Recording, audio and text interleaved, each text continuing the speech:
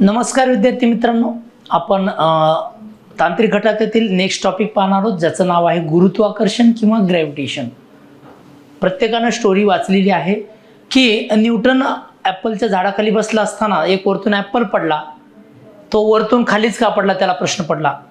जर त्या ठिकाणी आपण असतो तर एक ॲपल मस्त खाल्ला असता, दुसरे पडायची वाट पाहिली असती, दुसरा खाल्ला असता आणि त्याच्यानंतर तिसरा आपल्या डोक्यात पडेपर्यंत आपण तिथं झोप घेतली असती. हे नसता विचार केला की का पडला. कारण की न्यूटन थोडासा ब्रिलियंट होता आणि ते त्या गोष्टीमध्ये सततच्या भौतिक शास्त्रातील गोष्टीमध्ये त्याचं काय होतं, रिसर्च चालू होता. म्हणून त्याला ती संकल्पना सुचली आणि त्या आधारे त्याने विचार करायला सुरुवात केली की तो वरतूनच खाली का पडला असेल. तर मग त्याच्यासाठी म्हणजेच त्याच्यावरूनच त्यानं कशाचे काढले, गुरुत्वाकर्षणाचे 3 नियम काढले. त्यापूर्वी आपल्याला काही गोष्टी पाहणं अपेक्षित आहेत. जसे की लक्षात घ्या, जसं की आपण इथं ग्रॅव्हिटेशन म्हणतो, आपल्याला लक्षात घ्यायचं की force as the cause of motion. म्हणजे कोणताही ऑब्जेक्ट आहे तो काय करायचा आहे, थोडंसं मी त्याला मोठी साईज करतो.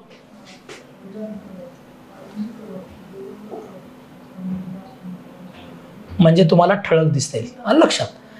आता लक्षात घ्या, कोणत्याही आपण जर पाहिला तर कोणताही जो ऑब्जेक्ट आहे त्याचा कॉज ऑफ मोशन काय आहे, फोर्स आहे. म्हणजे फोर्स जर लावला एखाद्या ऑब्जेक्टला तरच तो काय होतो, डिस्प्लेस होतो, एका ठिकाणी दुसऱ्या ठिकाणी जाऊ शकतो. त्यासाठी फोर्स महत्वाचा आहे, आपण हे शिकलेलो आहोत. त्याच्यानंतर force is needed to change the speed or the direction of the object. एक तर फोर्स कशासाठी महत्वाचा आहे, 2 गोष्टीसाठी. एक तर एखाद्याची दिशा बदलण्यासाठी किंवा एखाद्याचा जो आहे तो वेग किंवा त्याची चाल बदलण्यासाठी आणि दिशा बदलण्यासाठी जे महत्त्वाचा घटक लागतो त्याला आपण बल म्हणतो. मग बलामुळे एखाद्या ऑब्जेक्टची आपण चाल बदलू शकतो किंवा दिशा बदलू शकतो. मग इथं आपण तशाच प्रकारे मेन्शन केलेलं आहे. समजा एखाद्या ऑब्जेक्ट वरतून हाईटवरनं खाली पाडला तर त्याला काय करतं, गुरुत्वाकर्षण ओढतं. हे आज आपल्याला माहिती आहे. पहिले त्यावेळेस आपल्याला ते माहीत नव्हतं की कशामुळे तो सरळ दिशेमध्येच खाली येतो. त्याच्यानंतर प्लॅनेट्स काय करतात, कशाभोवती फिरतात, इलिप्टिकल ऑर्बिटमध्ये फिरतात, सनभोवती किंवा स्टारभोवती. म्हणजे एखादा जो तारा आहे ताऱ्याभोवती जर जे ग्रह फिरत असतील तर ते लंबवर्तुळाकार कक्षेत फिरतात. त्याला सुद्धा कारण एक प्रकारचा फोर्स आहे. आणि जसं की चंद्र, moon goes around the earth, म्हणजे मून आपल्या पृथ्वीभोवती काय फिरत असतो, सर्क्युलर ऑर्बिटमध्ये फिरत असतो. मग तो कक्षेमध्ये फिरतो. तो त्या कक्षामध्ये फिरण्याचं कारण म्हणजे त्याला अर्थ काय करते, त्याच्यावर काय लावते, फोर्स लावते. मग त्यालाच पुढे न्यूटनना काय सांगितलेलं आहे, न्यूटनने त्याच फोर्सला पुढे काय सांगितलंय, ग्रॅव्हिटेशनल फोर्स ही व्याख्या दिलेली आहे लक्षात. मग आपण या चॅप्टरमध्ये काय शिकणार आहोत, ग्रॅव्हिटेशन एक तर शिकणार आहोत आणि त्याचबरोबर आपण युनिव्हर्सल लॉ ऑफ ग्रॅव्हिटेशन सुद्धा इथे शिकणार आहोत. तो कसा डिराइव्ह केला, कशा पद्धतीने केला. The motion of the object under the influence of gravitational force on the earth. मग ऑब्जेक्टचं जे मोशन आहे ते पाहणार आहोत. कशाच्या इन्फ्लुअन्सने, कशाच्या इफेक्टमुळे, तर ग्रॅव्हिटेशनल म्हणजे अर्थचं जे ग्रॅव्हिटेशन आहे त्याच्याद्वारे बाकीच्या ऑब्जेक्टचं मोशन ते पाहणार आहोत. त्याच्यानंतर weight of the body varies from place to place. जसं वजन एका ठिकाणाहून दुसऱ्या ठिकाणी बदलत कसं जातं हे पण आपण इथे काय करणार आहोत, पाहणार आहोत. We know that moon goes around the अर्थ.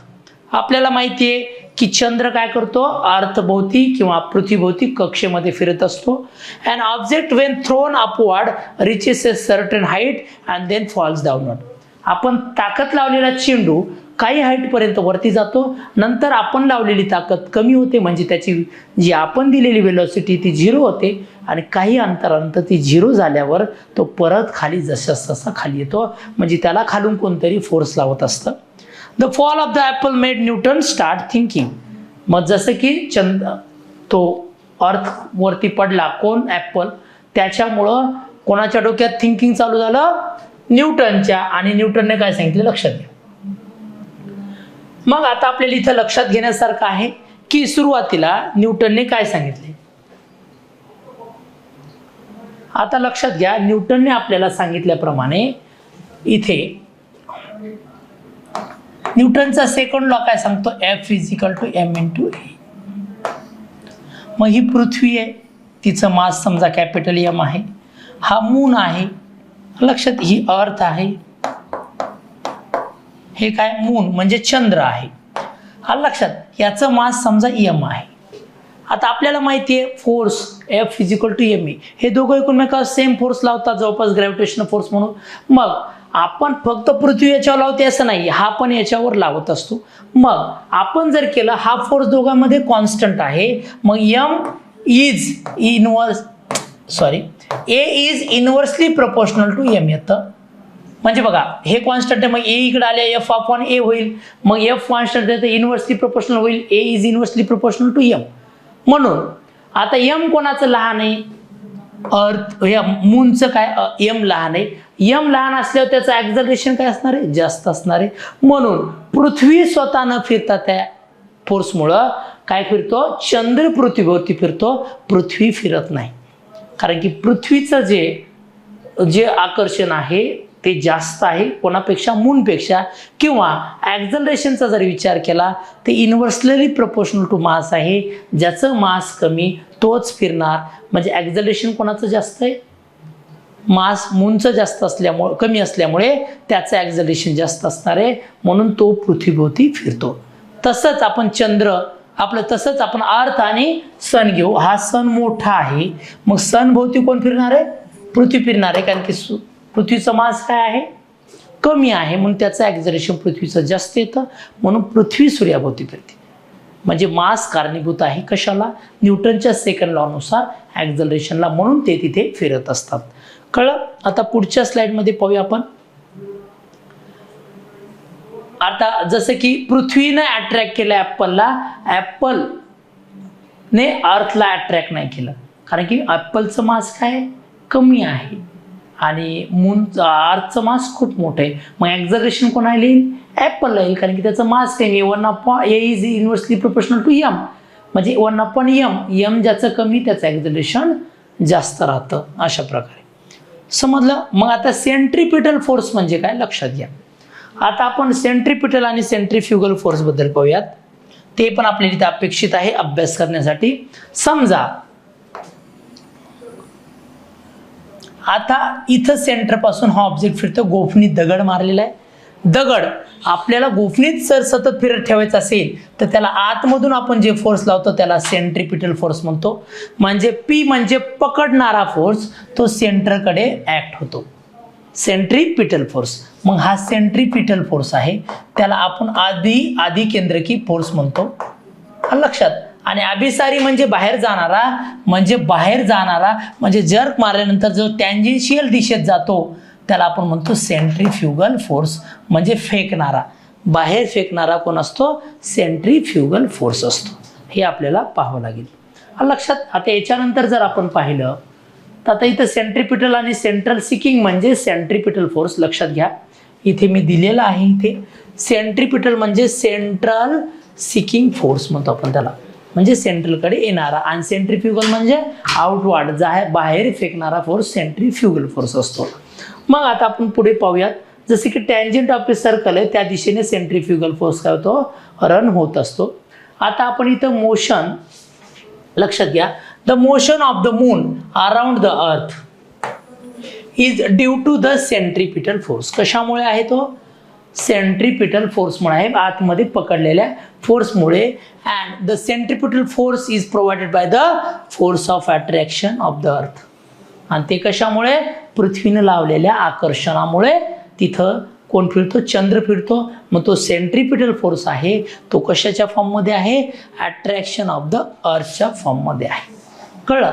आपण पुढे पाहिलं तर त्याच्यानंतर आपल्या लक्षात येऊन जाईल की मी आताच सांगितलं F = ma, तर A is inversely proportional 1/m, आणि ते कोणाभोवती फिरतं आपण हे तुम्हाला दाखवून दिलेलं आहे.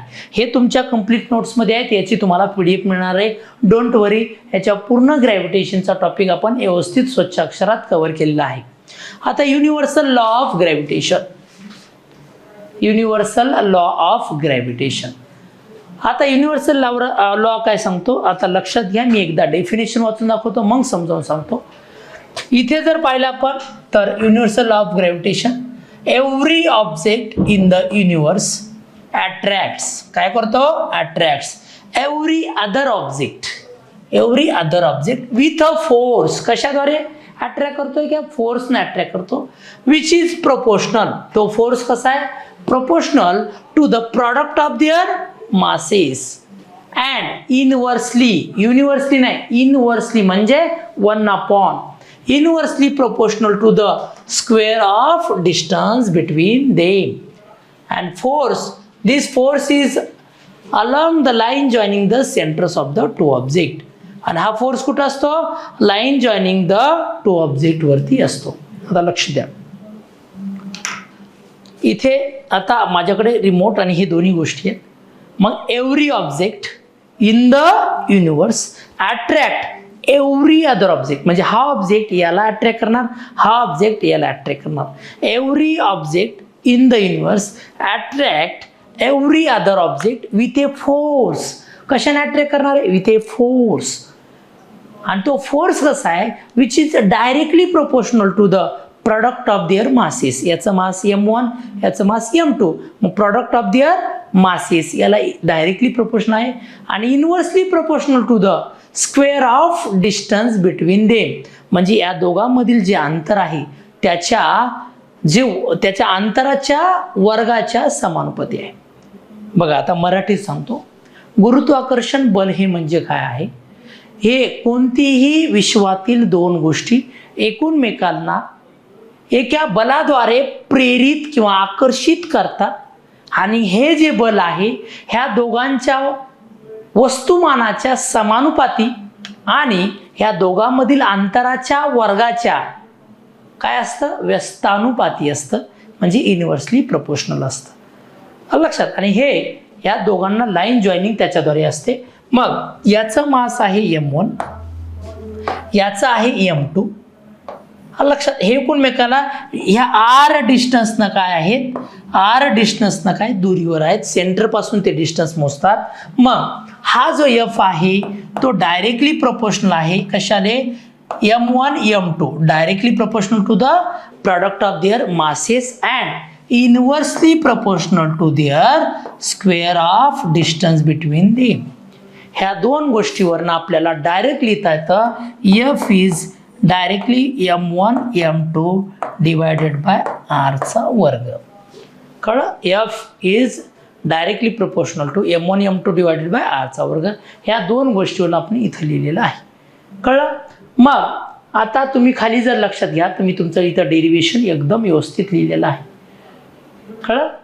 आता लक्षात घ्या, फिगरवरनं आपण काय काढलं, ग्रॅव्हिटेशनल फोर्स आहे तो कसा आहे, m1 m2 ला डायरेक्टली प्रोपोर्शनल आहे, आणि तोच ग्रॅव्हिटेशनल फोर्स जो आहे तो काय आहे, इनडायरेक्टली प्रोपोर्शनल आहे, कशाला, किंवा इनवर्सली. इनडायरेक्टली किंवा इथं काय लिहितात, इनवर्सली. ह्याला मराठीत लिहायचं तर समानुपाती म्हणतो आपण, आणि त्यालाच इंग्लिशमध्ये लिहायचं तर याला आपण लिहितो व्यस्तानुपाती. लक्षात, व्यस्तानुपाती. मग याला gravitational force directly proportional to m1 आणि m2, gravitational force inversely proportional to 1/r². मग by considering above equation, gravitational force काय असतो, directly proportional to m1 m2 divided by r², जे की मी मगाशी तुम्हाला सांगितलं. मग याच्यातला डायरेक्ट प्रोपोर्शन काढायसाठी न्यूटनने k कॉन्स्टंट ठेवला. ह्याला डायरेक्टली प्रोपोर्शनलला इथं काय केलं, इजिकल टू करायचं तर कॉन्स्टंट ठेवावा लागतो. मग इथं के च्या जागी काय ठेवलं याने, f इथं g ठेवला, आणि इथं लिहिलं m1, इथं m2 डिवायडेड बाय r², आणि ह्या g ला म्हणतात युनिव्हर्सल ग्रॅव्हिटेशनल कॉन्स्टंट. युनिव्हर्सल नाव काय आहे ते सगळीकडे लागू पडतं, आणि त्याची व्हॅल्यू कुठेही गेलात तरी ती बदलत नाही, म्हणून त्याला म्हणतात युनिव्हर्सल ग्रॅव्हिटेशनल कॉन्स्टंट. आणि याची सगळ्यात पहिली व्हॅल्यू हेनरी कॅव्हेंडिश यांनी काढली होती. आपण ते पुढे डेटामध्ये आपल्या अवेलेबल आहे. कळलं. मग आपल्याला इथे पुढे जर गेलात तर इथे लक्षात येऊन जाईल. बघा, ग्रॅव्हिटेशनल फोर्स काय, g m1 m2 r². मग इथं एफ काय झाला ग्रॅव्हिटेशनल फोर्स, जी काय झाला तुमचा युनिव्हर्सल ग्रॅव्हिटेशनल कॉन्स्टंट, M1 हे पहिल्या ऑब्जेक्टचं मास आहे, M2 हे दुसऱ्या ऑब्जेक्टचं मास आहे आणि R काय आहे त्या दोन्ही ऑब्जेक्टच्या मध्यबिंदूपासून सेंटर ऑफ मास पासून किंवा सेंटर पासून घेतलेलं अंतर आहे. मग हे R² आहे. लक्षात. मग आपण जर विचार केला इथे आपण तुम्हाला मी इथे सगळं दिलेलं आहे, सगळं नोट्समध्ये अवेलेबल आहे. समजा आता लक्षात घ्या, हे तुम्हाला इथे लॉ दिलाय, या लॉ मध्ये लक्षात घ्या इथे काही गोष्टी दिल्या. समजा हे एफ आहे तुमच्या पुढे जी M1 M2 divided by R² असं आहे. तर इथं सांगितलं if the mass of object is double, कोणत्या तरी एका ऑब्जेक्टचं मास डबल केलं तर ह्या व्हॅल्यूमध्ये टोटल काय येतं मल्टिप्लाइड बाय 2 होतं, कारण की इथं M1च्या जागी 2M1 घ्यावं लागेल किंवा M2च्या जागी 2M2. कोणत्या दोघांपैकी एकाचं मास जर डबल केलं तर ह्या पूर्ण फोर्स काय होतो डबल होतो. मग the force between two object is double. असल्या स्वरूपाचे तुम्हाला प्रश्न विचारले जाऊ शकतात. समजा दोन ऑब्जेक्ट आहेत त्यांच्यामधलं ग्रॅव्हिटेशनल फोर्स कसा होईल ज्यावेळेस त्याचं एकाचं मास डबल केलं, दोघांचं केलं तर 2 म्हणजे 4 येतील, 4 टाइम्स वाढेल. हे लक्षात. मग एकाचं मास डबल केलं तर डबल फोर्स होईल आणि दोघांचंही मास डबल केलं तर फोर्स 4 टाइम होतो. त्यानंतर if the distance is double, म्हणजे R जर डबल केला तर डिस्टन्स डबल केला R चा स्क्वेअर म्हणजे 4, मग फोर्स 4 टाइम्सने कमी होतो कारण की हे डिनॉमिनेटर मध्ये आहे. डबल केल्यावर ह्याचा वर्ग घ्यावा लागतो, ते 4 बाहेर येतात म्हणजे 4 पटीनं काय होतं फोर्स कमी होतो. Force is decrease by factor 4. कळलं. नंतर if two bodies are spherical the direction of the force is always along the line joining the center of the two bodies. म्हणजे आता स्पेरिकल बॉडीज असतील तर त्यांच्यातला फोर्स हा दोन सेंटरला जोडणाऱ्या लाईन वरती काय असतो त्या लाईन वरती असतो. पण between the centre is two त्याच्यातलं डिस्टन्स काय करतो आपण R घेतो. समजा जर बॉडीज नॉट स्पेरिकल नाहीयेत तर तशा वेळेस त्यांचा जो सेंटर ऑफ मास आहे तो आपण काय घेतो सेंटर ऑफ मास पासून जी लाइनिंग जोडतो त्या दोघातलं डिस्टन्स घेतो. जसं की आपण जर चौकोन घेतला इरेग्युलर शेप घेतला तर इथे कुठेतरी सेंटर ऑफ मास येतो, त्याच्या सेंटर पासून डिस्टन्स घ्यायचं असतं. म्हणजेच दोन ऑब्जेक्ट मधलं डिस्टन्स हे त्याच्या सेंटर ऑफ मास पासून घ्यायचं. स्पेरिकल असल्यावर नो डाऊट सेंटरच हा सेंटर ऑफ मास असतो, पण इरेग्युलर असल्यावर सेंटर ऑफ मास थोडासा शिफ्ट होतो. मग ते जिथं सेंटर ऑफ मास येतो त्याच्यापासून आपण ते डिस्टन्स घ्यायचं असतं. मग तुम्हाला इथं लक्षात आलं F = G M1 M2 bye R². कळलं. हे अशा प्रकारे तुमच्या लक्षात आलं. मग या व्हॅल्यू ऑफ जी ची व्हॅल्यू काय आहे तिथे लक्षात घ्या सगळ्यात अगोदर. मग व्हॅल्यू ऑफ जी फोर्स जर पाहिला आपण इथे जी M1 M2 बाय R² आहे, मग त्याला सगळीकडे घेऊन गेलं तर जी फक्त इकडे ठेवायचा आहे. जी इकडे ठेवल्यावर मग FR² M1 M2. मग जी = फोर्स होतो कधी ज्यावेळेस त्या दोन ऑब्जेक्ट मधलं डिस्टन्स हे युनिट R = 1 पाहिजे आणि M1 आणि M2 हे दोघं मिळून 1 पाहिजेत. मग R1 आलं M1 आलं M2 1 आलं तर G = F होतं इथं दिलेलं आहे. कळलं. आणि त्याच याची व्हॅल्यू पहिले कोणी काढलेली असेल तर पहिली जी व्हॅल्यू आहे for this equation it can be seen that the value of G is gravitational force acting about two object masses kept at a unit distance. म्हणजे युनिट मास दोघांचा असेल आणि त्यांचं डिस्टन्स युनिट असेल तर F = G होतो. लक्षात. आणि SI युनिट मध्ये त्याचं युनिट काय येईल मग फोर्सचं न्यूटन, डिस्टन्सचं मीटर स्क्वेअर आणि याचं पर kg स्क्वेअर. मग त्याचं SI युनिट काय येणार आहे लक्षात घ्या. SI युनिट काय येतं हे बघा इथे तुमच्या पुढे दिलेले मी G = न्यूटन फोर्सचं metre square upon per kg square. हा लक्षात. मग इथे जर आपण लक्षात घेतलं the unit of G is newton काय तर newton metre square per kg square.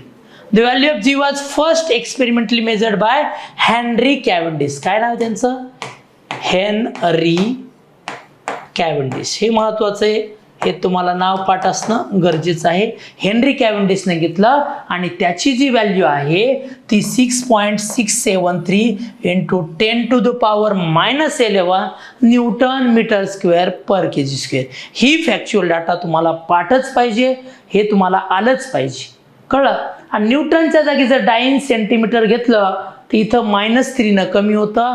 मग किती येतं 6.673 10⁻8 डाइन सेंटीमीटर स्क्वेअर पर ग्रॅम स्क्वेअर. म्हणजे केजी, मीटर आणि न्यूटन यांना SIच्या जागी CGS घेतलं. मग 1 न्यूटन म्हणजे 10⁵ डाइन, 1 मीटर म्हणजे स्क्वेअर म्हणजे 10⁻².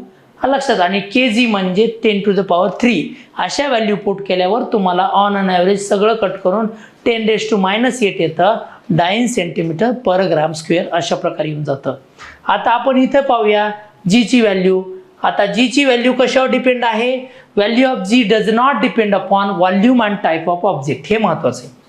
हे थोडंसं लक्षात घ्या मित्रांनो. हे जास्त महत्वाचे याच्यावर प्रश्न बनू शकतात. आपल्याला हे येणं गरजेचं आहे. म्हणजे मोठ्या जीची व्हॅल्यू कशावर डिपेंड नाहीये, तुमच्या मासेसवर डिपेंड नाहीये. कशावर डिपेंड बघा, does not depend upon volume and type of the object. कोणत्या प्रकारचा ऑब्जेक्ट आहे त्याचं व्हॉल्यूम काय याच्यावर काही डिपेंड जीची व्हॅल्यू नाहीये. G does not depend upon the medium of masses. कोणत्या मीडियम मध्ये मास लिक्विड आहे सॉलिड आहे त्याच्यावर पण ती जीची व्हॅल्यू डिपेंड नाहीये. If the mass of one of the object is higher than other one, एका मास दुसऱ्यापेक्षा जास्त असेल, it has a greater value of gravitational force. लक्षात आहे, ग्रॅव्हिटेशनल फोर्सची व्हॅल्यू जास्त असते. लक्षात. अशा प्रकारे आपण तिथं जीची व्हॅल्यू इथे पाहिलेली आहे. समजलं.